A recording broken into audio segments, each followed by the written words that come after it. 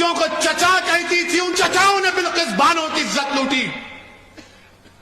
وہ بلقیس بانو جس کے ہاتھ میں چوڑیاں تھیں، اس نے اس کی عزت لوٹنے والوں کی دکان سے اس وقت چوڑیاں پہنی ہوئی تھی، اس نے اس کی بلقیس بانو کی عزت لوٹی. بلقیس بانو حاملہ تھی جب اس کی عزت لوٹی گئی. بلقیس بانو کی 3 سال کی بچی تھی جس کو اس کی سامنے اس 3 سال کے بچی کو لے کر اس کے سر کو پتھر سے مار کر قتل کر دیا گیا. اس کے بعد باری باری سے ظالموں نے بلقیس بانو کی عصمت ریزی کی. بلقیس بانو کے سامنے اس کی ماں کو اور 4 رشتہ داروں کی عزت لوٹ کر ان کا قتل کر دیا گیا.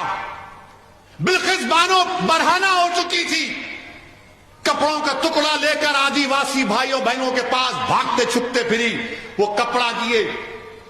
بلقیس بانو کے شوہر نے اپنی بیوی کو ہمت دلائی. میں سلام کرتا ہوں بلقیس بانو کے شوہر کو.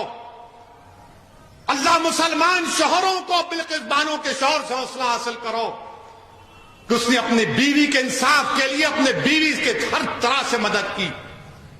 2004 میں مقدمہ عائد ہوا. پولیس بلقیس بانو کی کہانی کو یقین نہیں کر رہی تھی. بلقیس بانو نے پولیس کے خلاف کیس کیا. میڈیکل ڈاکٹروں نے جھوٹی رپورٹ دی، بلقیس بانو نے ان کے خلاف رپورٹ کی، مقدمہ کیا. اس کا مقدمہ گجرات سے باہر ممبئی میں ہوا.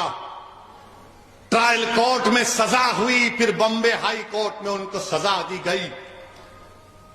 میرے عزیز دوستوں اور بزرگوں، 75 سال کی آزادی کا امرت اتسو منا رہے ہیں اور بھارت کی ایک بیٹی کے ساتھ اس طرح کا سلوک کر دیا جاتا ہے کہ اگر کسی کی بیٹی کی عزت لوٹی جائے گی اور اس کو کہا جائے گا کہ کیا تم راضی ہو کہ تمہاری بیٹی کی عزت لوٹی گئی، اس کی بیٹی کو قتل کر دیا گیا، اس کے پیٹ میں جو حمل تھا وہ ضائع ہو گیا، اس کو چند سال کے بعد چھوڑ دیا جائے گا، تم راضی ہو؟